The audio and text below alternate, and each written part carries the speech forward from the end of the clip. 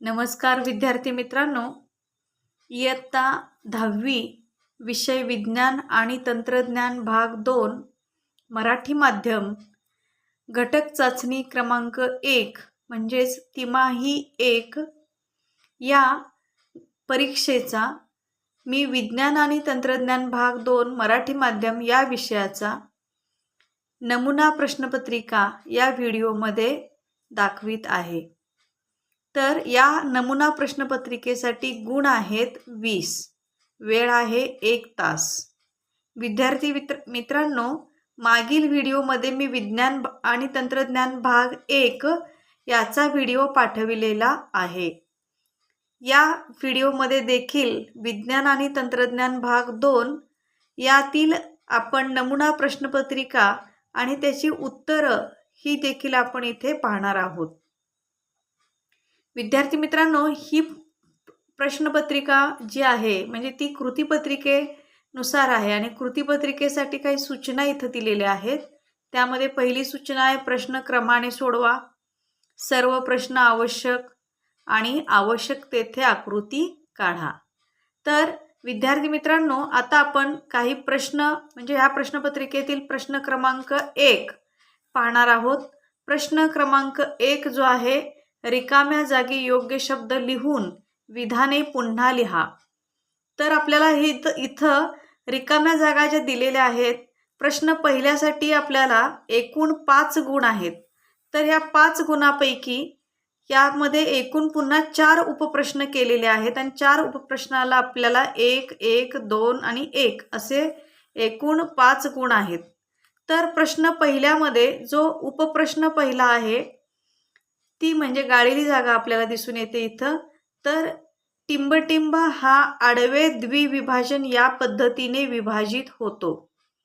तर विद्यार्थी मित्रांनो, हा प्रश्न आपल्याला लक्षात आला असेल की हे आडवे द्विविभाजन हे कोणत्या प्राण्यामध्ये होतं। तर आपल्याला लक्षात आलं असेल की याचं उत्तर आहे पॅरामेशियम। म्हणजे पॅरामेशियम हा आडवे द्विविभाजन या पद्धतीने विभाजित होतो। याला 1 मार्क आहे, म्हणजे ह्या प्रश्नासाठी आपल्याला 1 गुण आहे। त्यानंतर प्रश्न क्रमांक 2 सहसंबंध ओळखा। या प्रश्नामध्ये सहसंबंध ओळखामध्ये पहिल्यांदा प्रश्न असा आहे, जीवाश्म आणि जीवाश्माचा संबंध। आपल्याला जीवाश्मावरून पुराजीव विषयक पुरावे हे आपल्याला सापडतात। म्हणजे हे जीवाश्म हे पुराजीव विषयक पुरावे दाखवतं। तसंच सेम आपल्याला ह्या दोघांमध्ये जो सहसंबंध आहे तोच पुढील घटकामध्ये सहसंबंध शोधायचा आहे। आता इथं दिलेला आहे अक्कल दाढा। तर अक्कल दाढा या घटकाचा संबंध कशाशी आहे, म्हणजे हे तर अक्कल दाढा हे आपल्याला काय दाखवतंय, हे म्हणजे इव्होल्यूशन मध्ये अवशेषांगे दाखवते। अवशेषांगे म्हणजे ज्या गोष्टी आपल्या शरीरामध्ये असून देखील त्याचा आपल्या शरीराला उपयोग नाही, अशा गोष्टींमध्ये अवशेषांगे म्हणजे अक्कल दाढाचा संबंध अवशेषांगासाठी आहे आणि म्हणून या प्रश्नाचं उत्तर हे अवशेषांगे असं आहे आणि म्हणून यालाही प्रश्न म्हणजे मार्क आहेत 1। त्यानंतर प्रश्न क्रमांक पहिल्यामधला उपप्रश्न 3 योग्य जोड्या जुळवा। यामध्ये अ गट आणि ब गट असे गट करण्यात आलेले आहेत। प्रथमतः यामधील प्रश्न अ गटातील पहिला प्रथिने आणि 2 नंबरला आहे मेदाम्ल।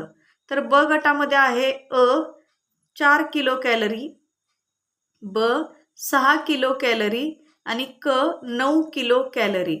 आता यामध्ये प्रथमतः अ गटाचा आणि ब गटाचा जिथं जोड्या लावायच्या आहेत, यामध्ये आपण जर पाहिलं तर प्रथिने हे 4 किलो कॅलरी म्हणजे हे त्याचं योग्य ते जोडी आहे आणि मेदाम्लामध्ये 9 किलो कॅलरी हे त्याची काय आहे, जोडी आहे।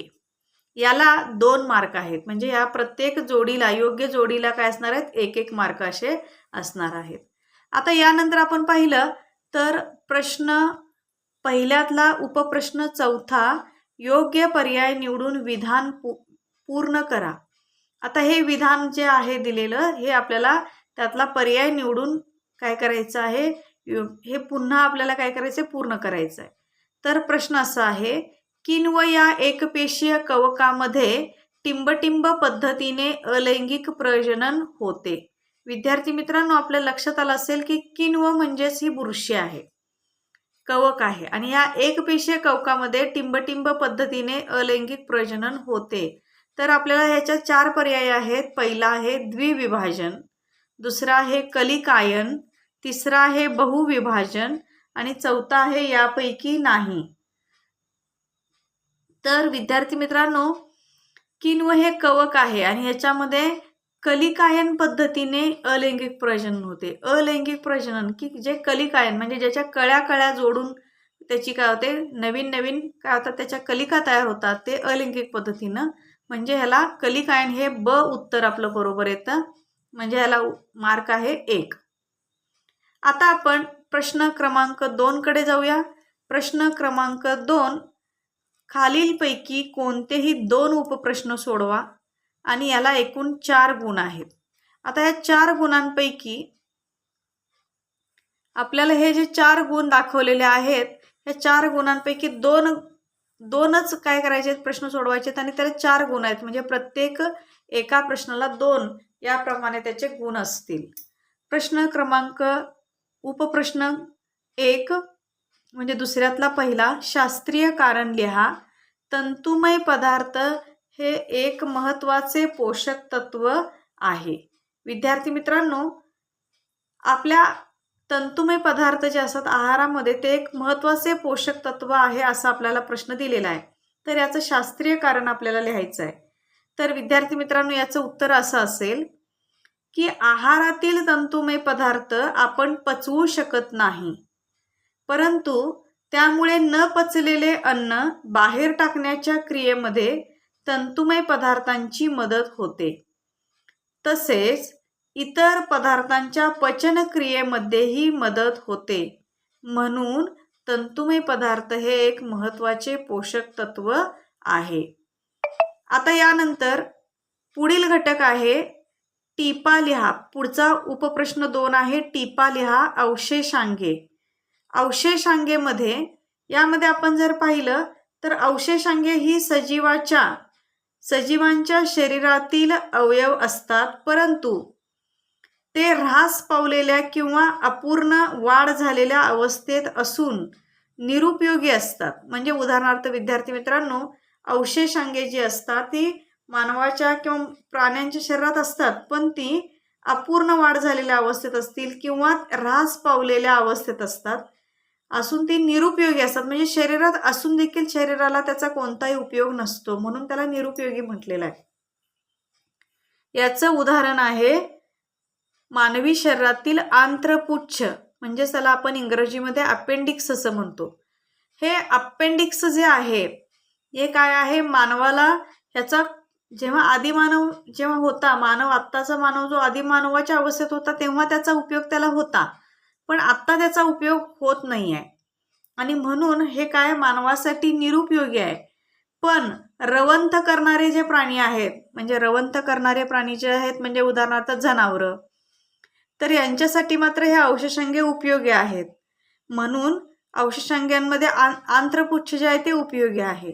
म्हणून हे अवशेषांगे जे आहेत याच्यामध्ये जसं आपण म्हणतो की आत्ताच मी सांगितलं की आंत्रपुच्छ हे एक उदाहरण आहे, तसं दुसरं उदाहरण आहे माकड हाड. म्हणजे माकड हाडाचा जो भाग आहे त्याला आपण इंग्रजीमध्ये कॉकिक्स असं म्हणतो, की हे कॉकिक्स हे सुद्धा काय आहे की याचा पूर्वी उपयोग होत होता मानवाला, पण आता त्याचा उपयोग नाही आहे. म्हणजे हे वेस्टिजियल आहे आणि म्हणून त्याला आपण अवशेषांगे असे म्हणतो.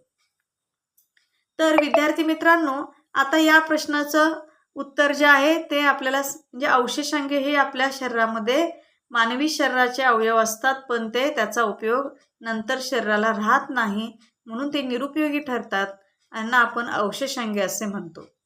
यानंतर उपप्रश्न 3 आहे फरक स्पष्ट करा ऑक्सी श्वसन व विनॉक्सी श्वसन.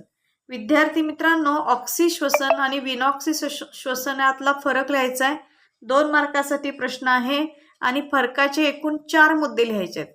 विद्यार्थी मित्रांनो, फरक कसा लिहायचा याविषयी आता आपल्याला माहीत आहे. फरक लिहिताना नेहमी आपण त्या पानाचे 2 भाग करतो.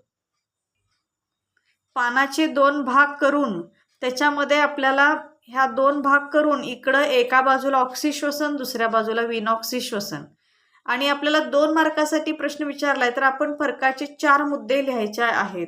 याच्यामध्ये आपण पाहिलं तर ऑक्सी श्वसनामध्ये पहिला मुद्दा येईल की ऑक्सी श्वसनास ऑक्सिजनची गरज असते, म्हणजे O2 ची गरज असते. पण विनॉक्सी श्वसनामध्ये पहिला मुद्दा येईल की शब्दातच अर्थ आहे मुलांनो, विनॉक्सी याचा अर्थ आहे विदाऊट ऑक्सिजन, म्हणजे इथं विनॉक्सी श्वसनास ऑक्सिजनची गरज नसते. त्यानंतर ऑक्सी श्वसनामध्ये दुसरा मुद्दा आहे की हे केंद्रक व पेशीद्रव्य या दोन्ही ठिकाणी होते, पण विनॉक्सी श्वसन मात्र हे केवळ पेशीद्रव्यातच होते. त्यानंतर तिसरा मुद्दा आहे, या प्रकारात खूप मोठ्या प्रमाणात ऊर्जा निर्माण होते, पण विनॉक्सी श्वसनामध्ये या प्रकारात कमी प्रमाणात ऊर्जा निर्माण होते. त्यानंतर ऑक्सी श्वसन जे आहे की याच्यामध्ये ATPचे 38 रेणू तयार होतात. ATP म्हणजे ॲडिनोसिन ट्रायफॉस्फेटचे 38 रेणू तयार होतात, म्हणजे एवढी ऊर्जा इथ्यामध्ये ऑक्सी श्वसनामध्ये तयार होते. पण विनॉक्सी श्वसनामध्ये ATPचे फक्त 2च रेणू तयार होते. म्हणजे याच्यावरून आपल्याला मुलांना आणखीन एक ह्याच्यामध्ये मुद्दा तयार करता येईल की ऑक्सी श्वसनामध्ये सर्वात जास्त ऊर्जा निर्माण होते, पण विनॉक्सी श्वसनामध्ये कमीत कमी ऊर्जा निर्माण होते. म्हणजे या पद्धतीने आपण ह्यातला फरक लिहायचा आहे. फरकाच्या प्रत्येक मुद्द्याला, म्हणजे जो मुद्दा आपण फरकाचा इकडं लिहितोय त्याचीच विरुद्ध बाजू आपण या बाजूला लिहितोय. हा फरकाच्या 4 मुद्द्यांना मिळून आपल्याला इथं 2 मार्क असणार आहेत. म्हणजेच प्रत्येक मुद्दा दोन्ही बाजूला बरोबर असेल तरच आपल्याला तिथं अर्धा मार्क असणार आहे. त्यानंतर आपण प्रश्न क्रमांक 2 मधील पुढील उपप्रश्न, यानंतर प्रश्न क्रमांक 2 मधील उपप्रश्न चौथा जो आहे, खालील तक्ता पूर्ण करा. यामध्ये असा प्रश्न आहे, बहुपेशीय सजीवांमधील अलैंगिक प्रजनन, तो आपण इथं ओघ तक्त्याद्वारे दर्शवायचा आहे. तर अलैंगिक प्रजनन हे बहुपेशीय सजीवातील अलैंगिक प्रजननाचे एकूण 5 प्रकार आहेत. त्यातील एक घटक आपल्याला इथं दिलेला आहे, तो म्हणजे खंडीभवन. तर उरलेले 4 आपण इथं लिहावयाचे आहेत. यामध्ये आणखीन घटक येतात, ते म्हणजे पुनर्जनन. त्यानंतर मी आता इथं उत्तर सांगत आहे, इथं पुनर्जनन, त्यानंतर मुकुलायन, शाकीय प्रजनन आणि बीजाणू निर्मिती, असे बहुपेशीय सजीवातील अलैंगिक प्रजननाचे उर्वरित प्रकार इथं आपल्याला लिहिता येतील. विद्यार्थी मित्रांनो, आता इथं प्रत्येक चौकटीमध्ये लिहिलेलं आपलं जे उत्तर आहे, एकूण 4 चौकटी आहेत. 4 ह्याचे उरलेले प्रकार आपण लिहिले, योग्य ती उत्तरं लिहिली की तर प्रत्येक चौकटीला अर्धा मार्क, या पद्धतीनं ही 2 मार्क आपले पूर्ण होतात. आता यानंतर प्रश्न दुसऱ्यातील उपप्रश्न 5वा जो आहे, जोडणारे दुवे म्हणजे काय, आणि कोणतेही 2 उदाहरणे लिहा. इथं जोडणारे दुवे म्हणजे काय आणि कोणतेही 2 उदाहरणे लिहा. आपल्याला पहिल्यांदा जोडणारे दुवे म्हणजे काय याचं उत्तर लिहावं लागेल, याला 1 मार्क असेल, आणि त्याचे 2 उदाहरणं लिहायचे आहेत. त्या प्रत्येकी एका उदाहरणाला अर्धा मार्क, या पद्धतीनेचे मार्काचं काय असणार आहे, विभागणी असणार आहे. पहिल्यांदा जोडणारे दुवे, आपण उत्तर पाहूया की जोडणारे दुवे म्हणजे काय, तर काही वनस्पती व प्राणी यांच्यात काही शारीरिक लक्षणे अशी असतात की त्यावरून त्यांचा दुसऱ्या 2 भिन्न गटांशी संबंध जोडता येतो, म्हणून त्यांना जोडणारे दुवे असे म्हणतात.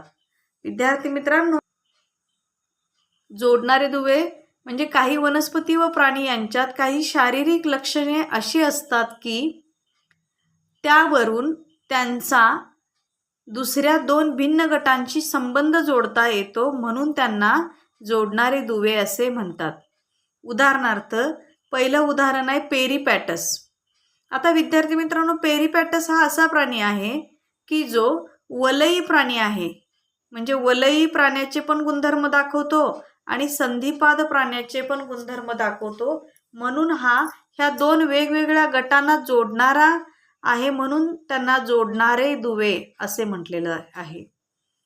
त्यानंतर दुसरं उदाहरण आहे डक बिल प्लॅटिपस. ह्या शब्दातच अर्थ आहे. डक म्हणजे त्याला बदकासारखी चोच आहे आणि म्हणून त्याला डक बिल प्लॅटिपस असं म्हणतात. हा सरीसृप प्राणी आहे. सरीसृप प्राण्याचे पण लक्षणं दाखवतो आणि सस्तन प्राण्याचे पण लक्षणं दाखवतो आणि म्हणून हा दोन्ही प्राण्यांच्या वेगवेगळ्या प्राण्यांना जोडणारा म्हणजे दोन्हीचे पण लक्षणं दाखवत असल्यामुळं याला डक बिल प्लॅटिपसला आपण दोन्ही प्राण्याच्या मधला हा दुवा आहे असं म्हटलेलं आहे. त्यानंतर तिसरं उदाहरण आहे लंग फिशचं. ह्या शब्दातच अर्थ आहे. लंग म्हणजे फुफ्फुस आणि फिश म्हणजे मासा. म्हणजे हा मत्स्यवर्गीय प्राण्याचे पण लक्षणं दाखवतो आणि हा लंग असल्यामुळं फुफ्फुस असल्यामुळं फुफ्फुसाद्वारे सुद्धा हा श्वसन करतो म्हणून तो सस्तन प्राण्यामध्ये सुद्धा समाविष्ट केलेला आहे आणि म्हणून मत्स्य म्हणजे मासे आणि सस्तन या दोन्हीचे पण हा गुणधर्म दाखवतो म्हणून त्याच्या मधला दुवा आहे म्हणून याला जोडणारे दुवे असे म्हटलेले आहे. आता विद्यार्थी मित्रांनो आपण पुढे जाऊया. यानंतर पुढील प्रश्न क्रमांक 3 खालीलपैकी कोणतेही 2 उपप्रश्न सोडवा. याला 6 गुण आहेत. आता यामध्ये 2 उपप्रश्न सोडवायचे आहेत आणि 6 गुण आहेत म्हणजेच याचा अर्थ आहे प्रत्येक उपप्रश्नाला 3 गुण आहेत. पहिला प्रश्न असा आहे एकपेशीय सजीवांमधील अलैंगिक प्रजननाचे प्रकार लिहा. एकपेशीय सजीवांमधील अलैंगिक प्रजननाचे प्रकार जे आहेत तर एकूण आपल्याला 3 प्रकार याच्यामध्ये सांगता येतील. एकूण 3 प्रकार सांगता येतील. एकपेशीय सजीवांमधील अलैंगिक प्रजननाचे प्रकार यामध्ये पहिला आहे द्विविभाजन. या द्विविभाजनामध्ये पुन्हा त्याचे घटक आहेत ते म्हणजे साधे द्विविभाजन जे आहे ते अमिबामध्ये दिसून येतं.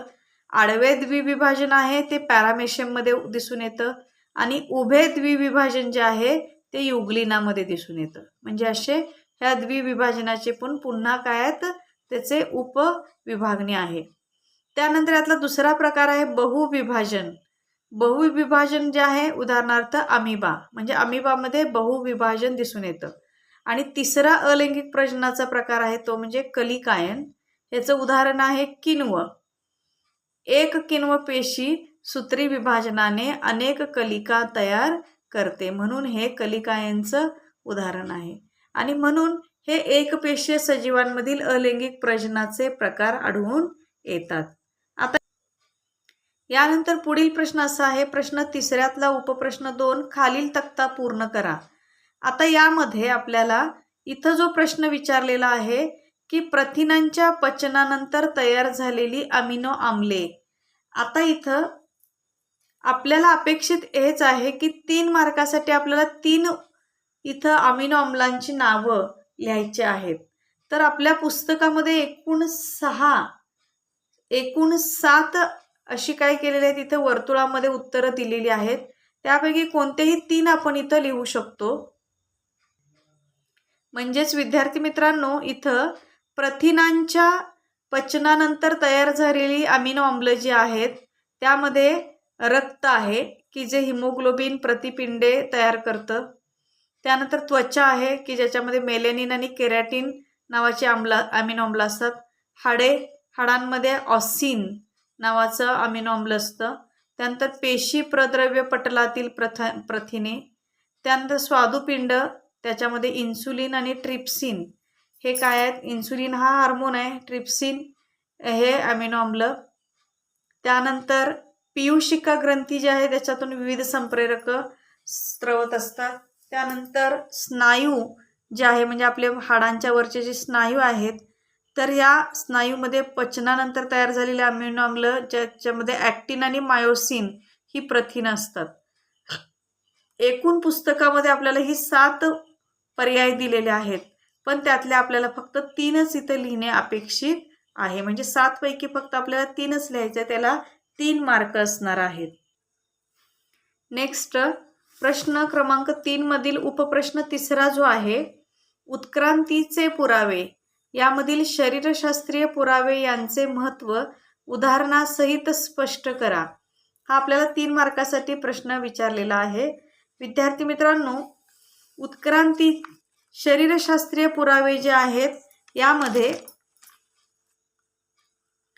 शरीरशास्त्रीय पुराव्यामध्ये मानवाचा हात, मांजरीचा पाय, वटवाघळाचा चर्मपर म्हणजे वटवाघळाचा जे काय पंख असतो ते त्याला चर्मपर म्हणायचं, देवमाशाचा पर, अस्थिमय रचने ह्या सगळ्यांचा अस्थिमय रचनेचा आपण अभ्यास जर केला तर यात कोणतेही साम्य आपल्याला दिसत नाही. तसेच प्रत्येकाचा त्या त्या प्राण्यामध्ये असलेला उपयोगही वेगळा आहे, त्यामुळे त्यांच्या रचनेतही भिन्नता आहे. परंतु प्रत्येकाच्या अवयवातील हाडांच्या रचनेत व हाडांच्या जोडणीत मात्र साम्य दिसून येते. हे साम्य त्यांचे पूर्वज समान असावेत याकडे निर्देश करते. म्हणजे विद्यार्थी मित्रांनो, शरीरशास्त्रीय पुराव्यामध्ये जे आपण पुस्तकामध्ये दिलेली आकृती पाहिली तर ह्यामध्ये मानवाचा हात आहे की जो काय झालेला आहे, सांध्यांनी जोडलेला आहे. सेम तसं पुढचं उदाहरण त्यात आहे की मांजरीचा पाय असेल की वटवाघळाचा चर्मपर असेल. ह्यात कुठंही एक अखंड असा हाड नाही आहे किंवा एकच अवयव नाही आहे, तर ह्याच्यामध्ये छोटी छोटी हाडं जोडली गेलेली आहेत, म्हणजे तिथं सांध्यांचा वापर केलेला आहे. देवमाशाच्या पर याच्यामध्ये सुद्धा अस्थिमय रचनेचा आपण अभ्यास केला तर याच्यामध्ये आपण पाहिलं तर त्याच्यामध्ये हाडं ही जोडली गेलेली आहेत. म्हणजे आपल्याला साम्य दिसत नाही, पण तरी सुद्धा त्या प्रत्येकाचा आपल्याला उपयोग सुद्धा प्रत्येकाचा वेगळा आहे. कारण आता मानवाचा हात जो आहे तो वस्तू पकडण्यासाठी ह्याला मानवाला त्याचा उपयोग होईल. मांजरीचा पाय जो आहे तर तो चालण्यासाठी त्याला उपयोग होईल. वटवाघळाचा चर्मपर जो आहे तो त्याला हवेत उड्डाण करण्यासाठी उपयोगी पडेल. देवमाशाचा पर जो आहे तो पाण्यात पोहण्यासाठी त्याला उपयोगी पडेल. म्हणजे प्रत्येकाचा उपयोगही वेगवेगळा आहे. त्या त्या प्राण्याला त्या अवयवांचा उपयोग वेगवेगळ्या कारणासाठी होत असेल, पण त्यांच्या रचनेत पण भिन्नता आहे. परंतु प्रत्येकाच्या अवयवातील हाडांच्या रचनेत व हाडांच्या जोडणीत मात्र साम्य दिसून येते, कारण ते सगळे सांध्यांमुळे जोडलेले गेलेले आहेत. आणि म्हणून याच्यावरून आपल्याला ही शरीरशास्त्रीय पुरावे सांगतायत की ह्यांचा पूर्वज कोणीतरी एकच असावा किंवा समान असावेत की ज्यांच्यामधून हितविविधता आलेली आहे, आणि म्हणून यांचा पूर्वज कोणीतरी एकच असावा याकडे निर्देश करते. यानंतर पुढील प्रश्न आहे, जीवनसत्वाचे मुख्य प्रकार कोणकोणते, त्यांचे उदाहरणासहित वर्गीकरण करा. आता विद्यार्थी मित्रांनो, या प्रश्नाचं उत्तर जे आहे, आपल्याला माहित आहे की जीवनसत्वाचे मुख्य प्रकार एकूण 6 आहेत. आपण ओळखलं असेल आत्ताच की एकूण 6 प्रकार जे आहेत त्यामध्ये जीवनसत्व म्हणजे आपण त्याला विटामिन्स म्हणतो, हे जीवनसत्व ए, बी, सी, डी, ई आणि के असे एकूण याचे 6 प्रकार आहेत. म्हणजे ए, बी, सी, डी, ई आणि के असे एकूण याचे 6 प्रकार आहेत. आता यामध्ये त्याचे उदाहरणासहित वर्गीकरण करा म्हटले. वर्गीकरणामध्ये मुख्य 2 घटक येतात, ते म्हणजे यातले जीवनसत्व, काही जे जीवनसत्व असतात ते काय असतात, स्निग्ध आम्लामध्ये विद्राव्य असतात, म्हणजे स्निग्ध आम्लामध्ये विद्राव्य म्हणजे विरघळणारे असतात. आणि काही जीवनसत्व जे आहेत ती पाण्यामध्ये विरघळणारी असतात, म्हणजे पाण्यामध्ये विद्राव्य म्हणजे जलविद्राव्य असतात. आता या 6 प्रकारांमधले आपण पाहिले तर स्निग्ध अम्लामध्ये, स्निग्ध पदार्थांमध्ये स्निग्ध विद्राव्य जे आहेत ती जीवनसत्व ए, डी, ई आणि के, म्हणजे जीवनसत्व ए, डी, ई, के हे स्निग्ध अम्लामध्ये विद्राव्य आहेत.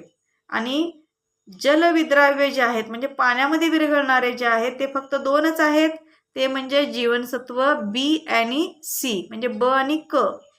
म्हणजेच इथं जीवनसत्व ब म्हणजे बी व सी हे फक्त जलविद्राव्य आहेत. आता यानंतर उपप्रश्न म्हणजे प्रश्न क्रमांक 3 मधील उपप्रश्न जो आहे 5वा. तर ह्या 5व्या उपप्रश्नामध्ये आपल्याला समोर आकृती दिसते. या आकृतीवरून हे प्रश्न विचारले गेलेले आहेत. तर या आकृतीमध्ये काय सांगितलंय बघा, आपल्याला ही पहिल्यांदा आकृती पहा. या आकृती तुम्हाला लक्षात आले असेल की ह्या आकृतीमध्ये ही काय आहे, mRNAचं स्ट्रँड दिसतोय आणि त्याच्यावरती हे सगळे काय दिसत आहेत, कोडॉन्स दिसत आहेत. तर या आकृतीवरून तुम्हाला आपल्याला इथं 3 प्रश्न विचारलेले आहेत आणि त्या प्रत्येक उपप्रश्नाला 1-1 मार्क आहे. पहिला प्रश्न असा आहे, वरील आकृती काय दर्शविते? आपल्याला ओळख असेल की ही आकृती कशाची आहे. तर वरील आकृती आपल्याला उत्परिवर्तन काय असते म्हणजे उत्परिवर्तन दर्शविते, म्हणजे हे त्याचं उत्तर आहे. आता दुसरा प्रश्न आहे, उत्परिवर्तन म्हणजे काय?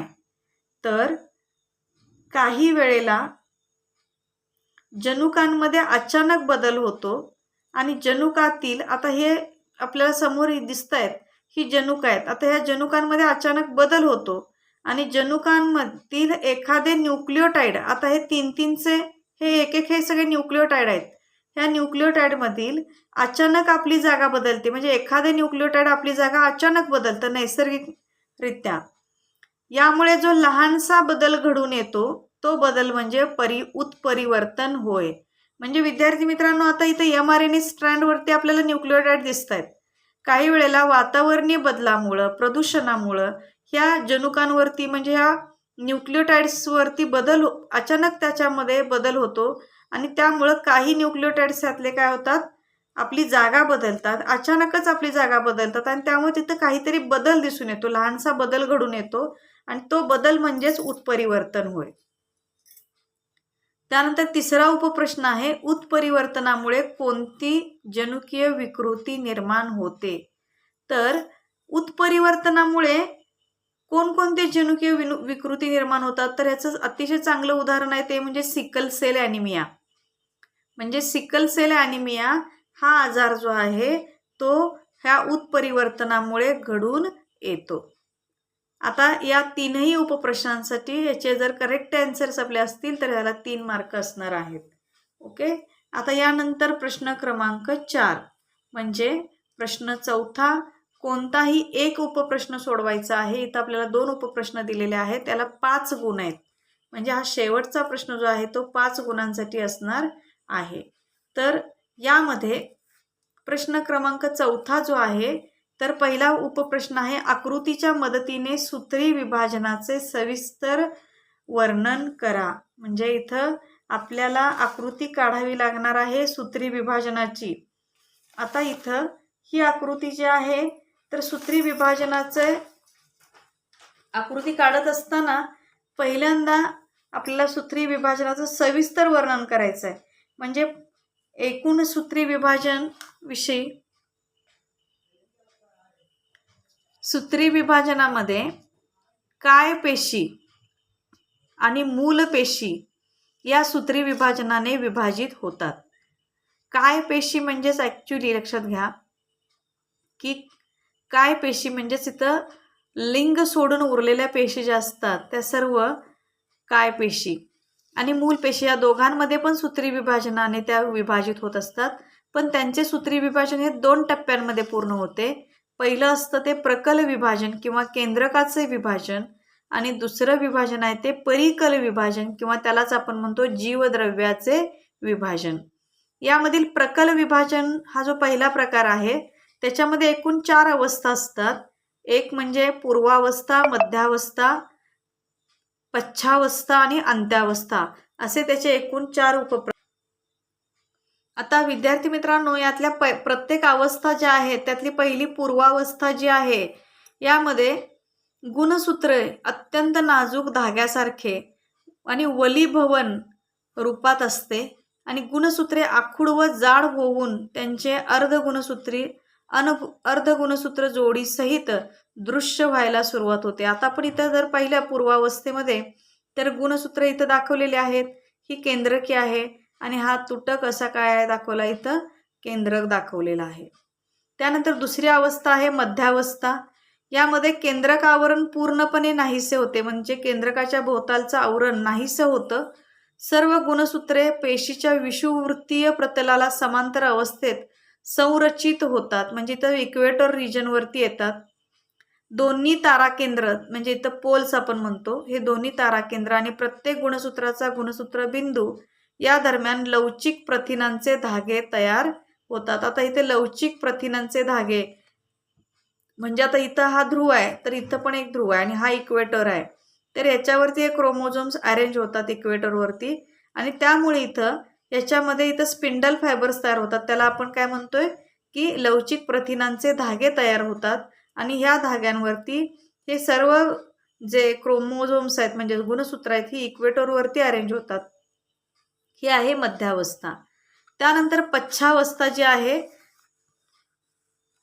पच्छावस्था ही तिसरी अवस्था आहे की यामध्ये आपण जर पाहिलं तर इक्वेटरवरील सर्व क्रोमोझोम्स जे आहेत ते त्या पोलकडे, अपोजिट पोलकडे म्हणजे त्या पोलकडे, विरुद्ध पोलकडे खेचले जातात आणि त्यामुळं पच्छावस्थेमध्ये गुणसूत्र बिंदूंचे विभाजन होऊन प्रत्येक गुणसूत्राची अर्धगुणसूत्र जोडी वेगळी होऊन विरुद्ध दिशेला ओढली जाते.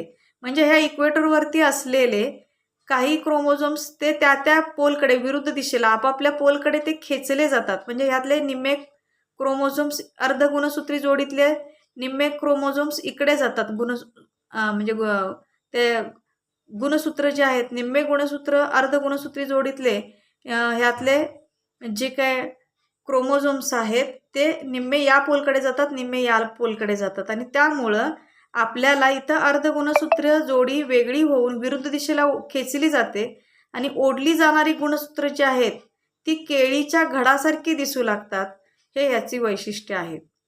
आणि त्यानंतर चौथी अवस्था आहे ती म्हणजे अंत्यावस्था. आता ह्या अंत्य अवस्थामध्ये आपण पाहिलं तर ह्याच्यावरती ते अवलंबून आहे. कारण इथं आपण जर पाहिलं अंत्य अवस्था जी आहे, पेशीच्या दोन्ही टोकांना पोहोचलेली गुणसूत्रे आता उलगडतात, त्यामुळे ती पुन्हा नाजूक धाग्यासारखी पातळ होऊन दिसेनाशी होतात. दोन्ही टोकांना पोहोचलेल्या गुणसूत्रांच्या संचाभोवती केंद्रकावरण तयार होते आणि अशा प्रकारे दोन जन्य केंद्रके म्हणजे डॉटर न्यूक्लियाय तयार होतात. आता आपण जर इथं पाहिलं तर इकडचे सगळे हे अर्धगुणसूत्री विभाजनाने विभाजित झालेले हा पोल आणि हे गुणसूत्र हे एकत्र येतात. ह्याच्या भोवताली एक नवीन केंद्रक आवरण तयार होतं, याच्या भोवताली पण एक नवीन केंद्रक आवरण तयार होते आणि अशा पद्धतीने इथं दोन नवीन काय होतात जन्य केंद्रके म्हणजे डॉटर न्यूक्लियाय तयार होतात. त्याला आपण अंत्यावस्था म्हणतो. म्हणजे इथं सुरुवातीला आपण पाहिलं तर इथं एकच केंद्रक होता आणि आपण शेवटच्या त्याच्या अवस्थेमध्ये पाहिलं तर इथं दोन नवीन केंद्रक तयार झाली, त्याला जन्य केंद्रके असे म्हणतात. आता यानंतर शेवटचा प्रश्न असा आहे की वनस्पतीमधील लैंगिक प्रजनन प्रक्रिया आकृतीसह स्पष्ट करा. पुमंग व जायांग यांच्या भागाविषयी वर्णन करा. आता विद्यार्थी मित्रांनो, आपल्याला आकृती जी आहे याच्यामध्ये तर वनस्पतीमध्ये फूल हे लैंगिक प्रजननाचे कार्यात्मक एकक आहे. त्यामुळे आपण इथं फुलाची रचना काढू शकतो. आता इथं मी जास्वंदाच्या फुलाचा उभा काय केलेला आहे, छेद घेतलेला आहे. उभा छेद घेतल्यानंतर यामध्ये आपल्याला दिसतं की हे काय आहे, फुलाचं देठ आहे. त्यानंतर त्याला पुष्प उरुंत म्हणतो आपण. त्यानंतर हे छोटी छोटे हिरव्या पानं जे असतात त्याला आपण निदलपुंज म्हणतो. फुलाच्या ज्या पाकळ्या आहेत ते दलपुंज म्हणतो. म्हणजे फुलाच्या पाकळ्या ज्या ब्राईट कलरचे असतात, शुभ्र रंगाचे, ते काय आहेत, दलपुंज. त्याच्यानंतर आपल्याला सगळ्यात महत्त्वाचा ह्याच्यातले महत्त्वाचे दोन महत्त्वाचे फुलाचे अवयव असतात ते म्हणजे पुमंग आणि जायांग. आता त्यातला जायांग जे आहे ते इथंच आपल्याला समोर दिसतं. हे जायांगाचे आहे कुक्षी. कुक्षीच्या खाली ही ट्यूब जे दिसते आपल्याला हे त्याचं उरुंत आहे. कुक्षीच्या खाली असणारं उरुंत आणि त्याच्या खाली आपण इथं दिसतो आपल्याला गोलाकार भाग, हे अंडाशय आहे. हे तिन्ही मिळून म्हणजे कुक्षी, उरुंत आणि अंडाशय हे तिन्ही मिळून इथं जायांग तयार होतं. आणि दुसरा महत्त्वाचा अवयव आहे म्हणजे फुलाचा अवयव तो म्हणजे पुमंग. त्या पुमंगामध्ये पुमंग कसे तयार होतात तर त्याच्यासाठी इथं परागकोश म्हणजे इथून निघणारा हे उरुंत आणि इथं ह्याच्या वरती असणारं हे परागकोश की ज्याच्यामध्ये परागकण भरलेले असतात. हे परागकोश आणि व उरुंत मिळून पुमंग तयार होतो, पुंकेसर. पुमंगलाच आपण पुंकेसर असं म्हणतो. हा नर भाग आहे फुलाचा आणि जायांग हा स्त्री केसर म्हणजे हा काय आहे, फिमेल म्हणजे ॲक्च्युली हा स्त्री केसर म्हणजे स्त्री केसराचा भाग. तर ह्या फुलामध्ये हे जायांग आणि पुमंग हे प्रजननासाठी अत्यंत महत्त्वाचे असतात. लैंगिक प्रजननासाठी हे अत्यंत महत्त्वाचे असतात.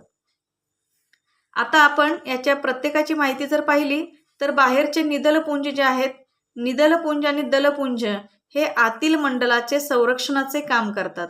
म्हणजे आता बाहेरचे हे निदलपुंज आणि हे दलपुंज हे आतील महत्त्वाचे जे अवयव आहेत त्यांच्या संरक्षणाचं काम करतात.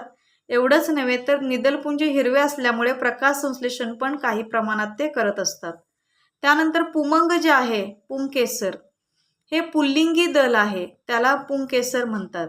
त्यानंतर जायांग जे आहे ते स्त्रीलिंगी दल आहे, यालाच स्त्रीकेसर असे म्हणतात. आणि पुमंग व जायांग हे प्रजननात भाग घेतात म्हणून त्यांना आवश्यक मंडले असे म्हणतात. विद्यार्थी मित्रांनो, इथं आपल्याला आकृती काढणं गरजेचं आहे, कारण आकृतीला वेगळे 2 मार्क असणार आहेत आणि उर्वरित 3 मार्क जे आहेत ते आपण त्या फुलाच्या प्रत्येक भागाचं वर्णन जे लिहितोय, वर्णनामध्ये आपण महत्त्वाचे घटक जे आहेत त्याच्यामध्ये महत्त्वाचं म्हणजे एखाद्या वाक्यामध्ये आपण त्याचं वर्णन आणि दुसऱ्या वाक्यामध्ये त्याचं कार्य लिहू शकतो. याला आपल्याला 3 मार्क असणार आहेत. पॉईंट वाईज उत्तर लिहिलं तर आपल्याला पैकीच्या पैकी मार्क विज्ञानाला सुद्धा पडू शकतात. विद्यार्थी मित्रांनो, आज ही प्रश्नपत्रिका इथं संपलेली आहे. यानंतर आपण पुढील भागामध्ये आपण नवीन घटकासहित येणार आहोत. तर येणाऱ्या तिमाही परीक्षेला आपल्याला विज्ञान भाग 2 मधील 2च प्रकरणं आहेत, म्हणजे प्रकरण क्रमांक 1 व 2 अशी 2 प्रकरणं आहेत.